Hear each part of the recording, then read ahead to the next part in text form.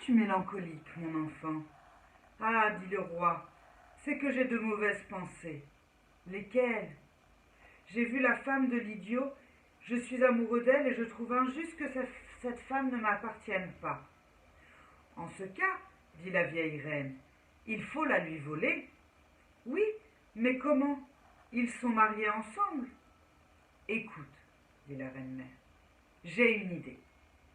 Donne-lui quelque chose à faire, quelque chose de très, très difficile. Et s'il ne peut pas le faire, eh bien, coupe-lui la tête. Ça, dit le roi, c'est une bonne idée. Et il se couche tout réjoui.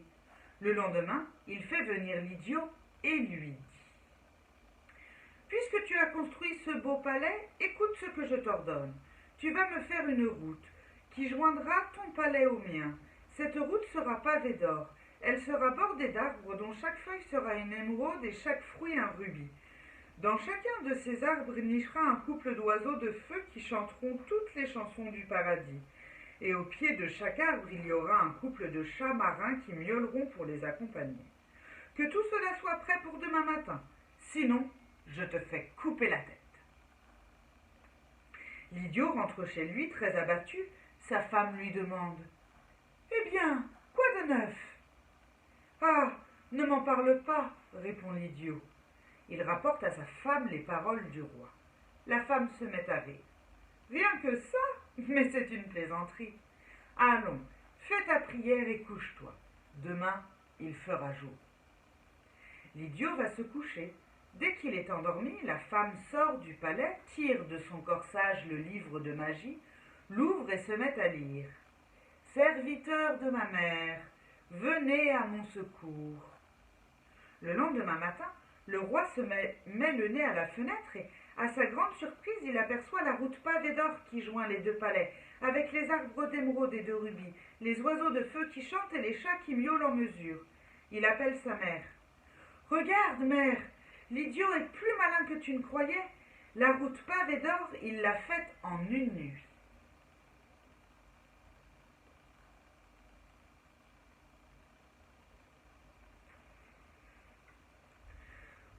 Dit la reine avec un méchant sourire. Ce n'est pas lui qui est malin, c'est sa femme. Mais ne te désole pas, j'ai une autre idée. Ordonne-lui d'aller dans l'autre monde pour demander à feu son père dans quel endroit il a caché son or. Il lui sera impossible d'y aller et tu lui couperas la tête. Excellente idée, dit le roi.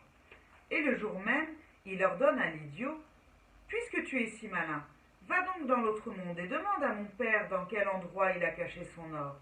Et si tu ne le trouves pas, c'est inutile de revenir. L'idiot rentre chez lui et rapporte à sa femme les paroles du roi. La femme se met à rire. À la bonne heure, dit-elle. Cette fois, c'est du travail. Allons, viens avec moi. Elle sort de son corsage une boule magique et la lance devant elle. La boule se met à rouler. Ils la suivent. La boule roule jusqu'à la mer.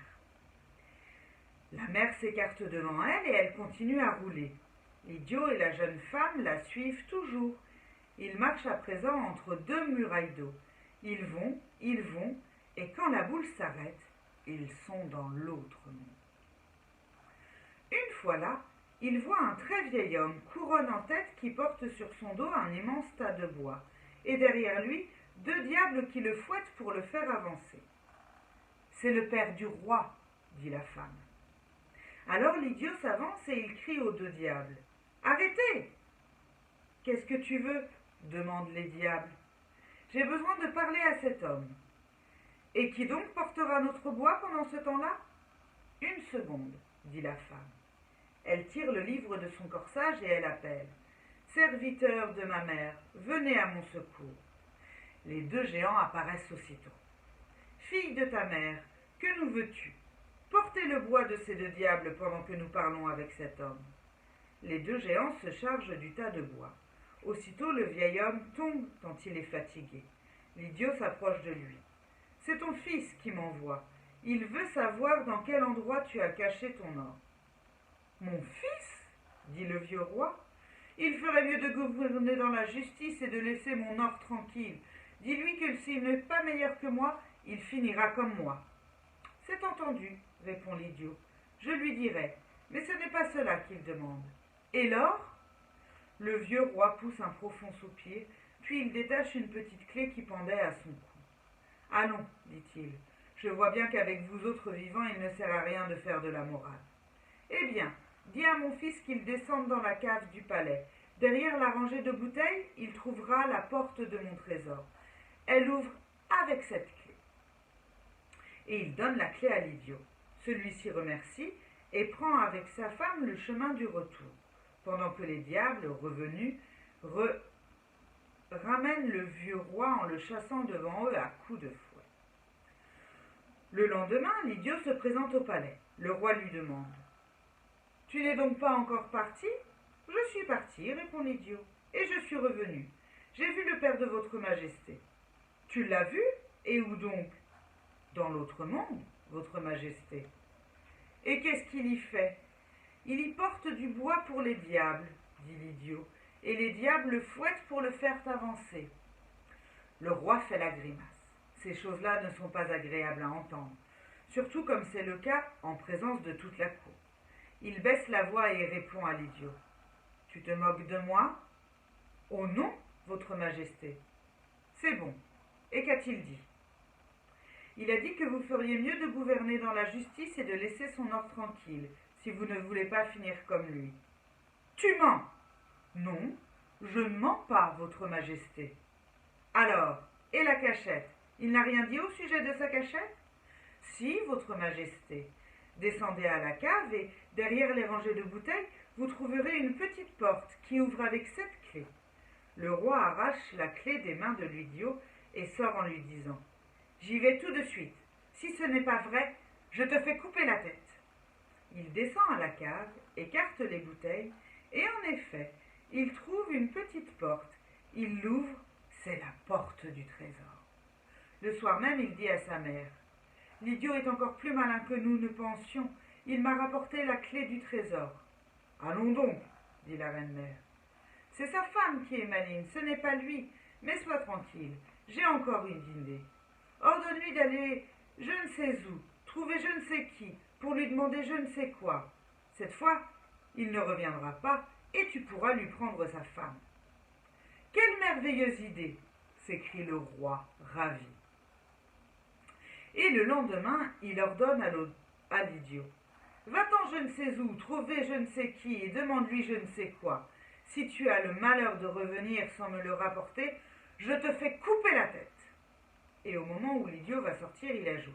« Ah, et puis, j'oubliais, tu laisseras ta femme ici, je lui interdis de t'accompagner. » Pour la troisième fois, l'idiot rentre chez lui et répète à sa femme les paroles du roi. Cette fois, la femme reste songeuse. Cela, dit-elle, c'est vraiment difficile et il faut que tu y ailles seule. J'ai oublié de vous montrer les images de la page précédente de la femme qui ouvre son grand livre.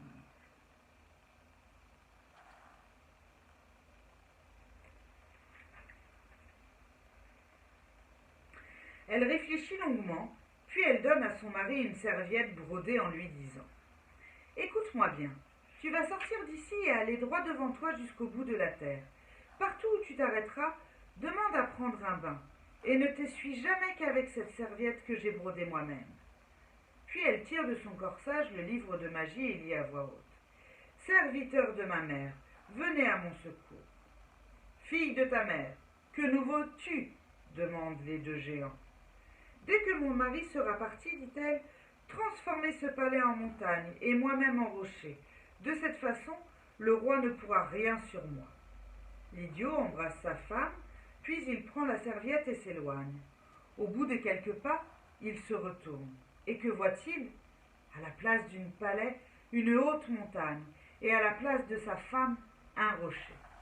Il va, droit devant lui, là où ses yeux regardent pendant des jours, des semaines, des mois. Il traverse une mer, puis une terre, puis encore une mer, puis d'autres terres et d'autres mers. Tant et si bien qu'un jour il est au bout du monde. En face de lui, il n'y a plus qu'un fleuve de feu, et tout près de ce fleuve, une petite maison. Il entre dans la petite maison et au milieu de la salle,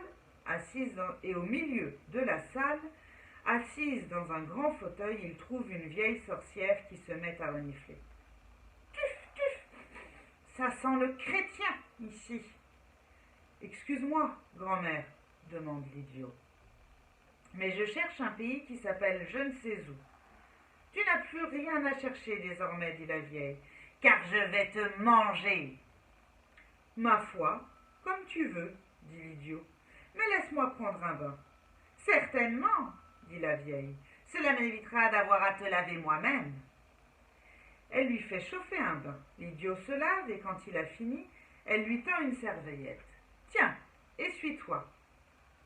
Non, non, dit-il, j'ai ma serviette à moi. Et il tire sa serviette brodée.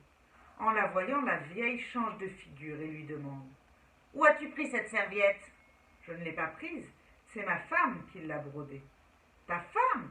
Mais en ce cas, tu as épousé ma fille. Il n'y a qu'elle et moi pour broder de cette manière. Dans mes bras, mon beau fils !» Et la vieille saute au cou de l'idiot. Ensuite, elle l'interroge. « Mais qu'est-ce que tu viens faire ici ?»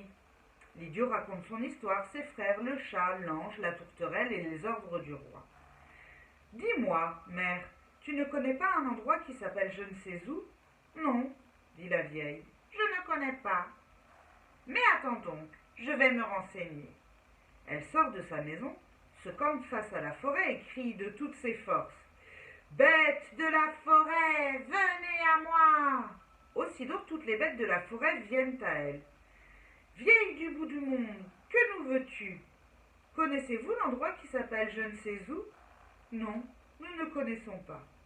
C'est bon, allez-vous-en. » Les bêtes retournent dans la forêt. Alors la vieille lève les bras en l'air et crie de toutes ses forces.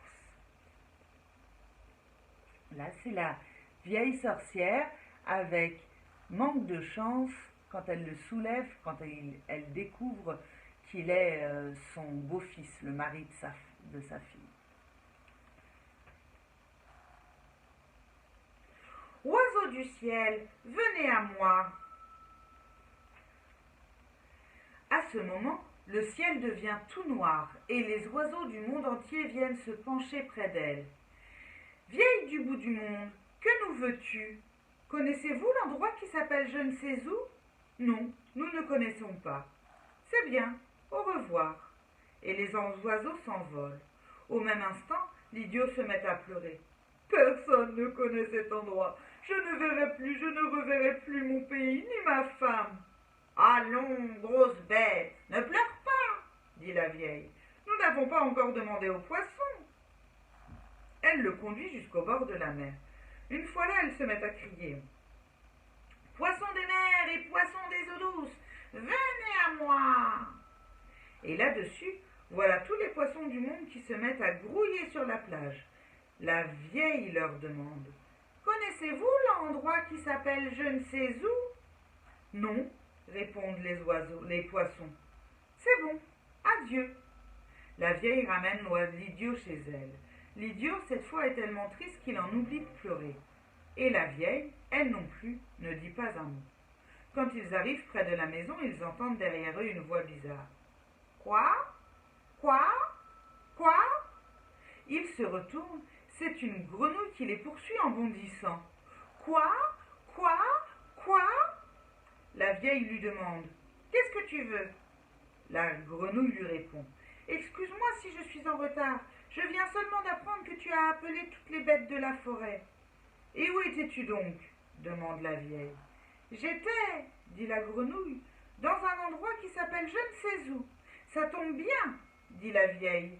Veux-tu y emmener mon gendre que voici ? À ton service, qu'il monte sur mon dos.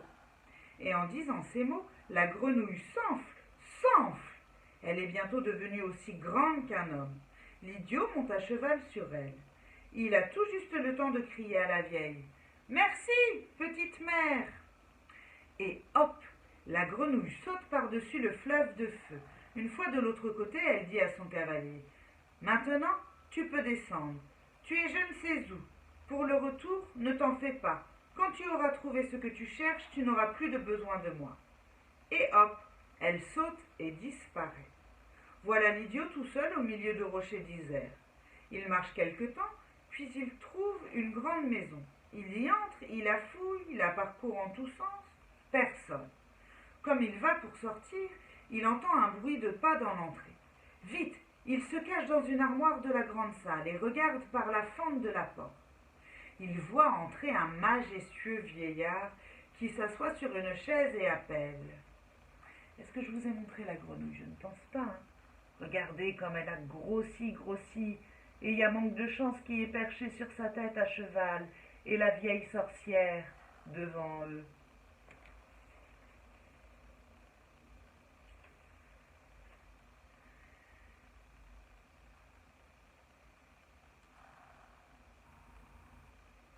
Il voit entrer un majestueux vieillard qui s'assoit sur une chaise et appelle.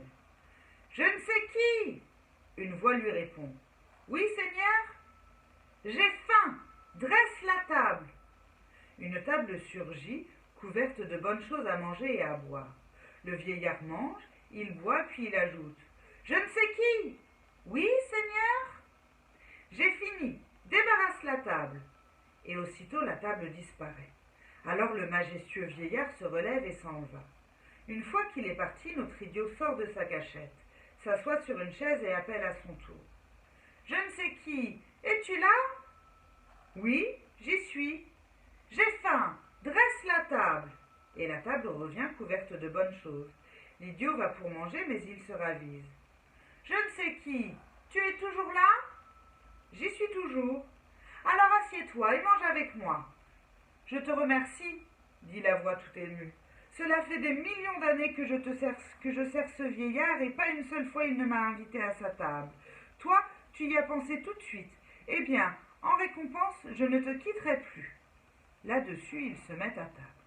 Pendant que l'idiot mange, il voit en face de lui les plats qui disparaissent, les bouteilles qui se versent dans les verres et les verres qui se vident. Quand il est rassasié, il demande à haute voix. Je ne sais qui, tu as encore faim? Non, maître, j'ai fini. Alors, débarrasse la table. La table disparaît. Je ne sais qui, tu es encore là? Je te l'ai dit, je ne te quitterai plus. Peux-tu me donner je ne sais quoi? Mais certainement, tout de suite, voici. Et à ce moment-là, il se passe quelque chose d'extraordinaire. Rien n'a changé et cependant tout a changé. L'idiot respire mieux, son sang circule plus vite, il voit le monde autour de lui comme s'il ouvrait les yeux pour la première fois. Il trouve tout beau, tout bien, il comprend tout, il aime tout, il se sent fort, libre, joyeux et d'une gaieté folle. Il se met à rire tout seul. C'est pourtant vrai, dit-il, tu m'as donné je ne sais quoi. Désires-tu autre chose? Demande la voix. Oui, dit l'idiot, ramène-moi chez moi. Tout de suite, n'aie pas peur. Au même moment, l'idiot se sent soulevé en l'air et voilà qu'il se met à voler, mais si vite qu'il en perd son bonnet. Hé, je ne sais qui, arrête, j'ai perdu mon bonnet. Mais la voix lui répond. Ton bonnet, maître, est à 20 000 kilomètres d'ici, il est perdu, inutile de le rechercher. Une minute plus tard, l'idiot s'arrête devant une grande montagne et touche terre auprès d'un grand rocher. À peine a-t-il eu le temps de s'y reconnaître que la montagne se change en palais et que le rocher redevient sa femme. Elle lui saute au cou. « Tu as trouvé ce que tu cherchais ?»« Une seconde, répond l'idiot. Puis il appelle. « Je ne sais qui ?»« Oui, maître. Peux-tu me donner je ne sais quoi à ma femme ?»« Tout de suite. Voilà. C'est pourtant vrai. Tu m'as donné je ne sais quoi. Maintenant, allons voir le roi. » Ils prennent leur carrosse et enfilent la route pavée d'or. De chaque côté, les arbres tintent, les oiseaux chantent et les chats miaulent. Ils arrivent au palais royal et entrent dans la salle du trône. « Encore toi !» crie le roi. « Mais que fais-tu ici ?» L'idiot répond. « Je suis allé je ne sais où, j'y ai trouvé je ne sais qui, et il m'a donné je ne sais quoi. En veux-tu ta part ?»« Ma foi, oui, dit le roi. Je suis curieux de savoir. » Mais tout à coup, il s'interrompt. Puis il éclate de rire. « Mais c'est pourtant vrai, tu m'as donné je ne sais quoi. » Puis il appelle. « Mère, mère !» La vieille reine arrive. « Écoute, mère, l'idiot est revenu, il m'a donné je ne sais quoi. En veux-tu ta part ?»« Certainement non, dit la reine-mère. Qu'est-ce que c'est que cette bêtise ? Allons, je ne sais qui, Donne-lui quand même, demande l'idiot. Mais la voix lui répond. Je ne peux pas. Ce qu'elle n'accepte pas, il m'est impossible de lui donner. À présent, cher idiot, dit le roi, garde ta femme et reste auprès de moi. Comme je n'ai pas d'enfant, tu seras mon successeur. C'est ainsi qu'aujourd'hui, tout le monde est heureux dans le royaume. Tout le monde sauf la reine mère qui reste morne, sèche et triste. Mais elle se console en se disant qu'elle est seule dans le bon sens et que les autres sont tous fous.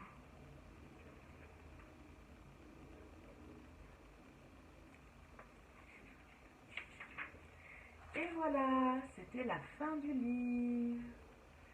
À plus tard les enfants.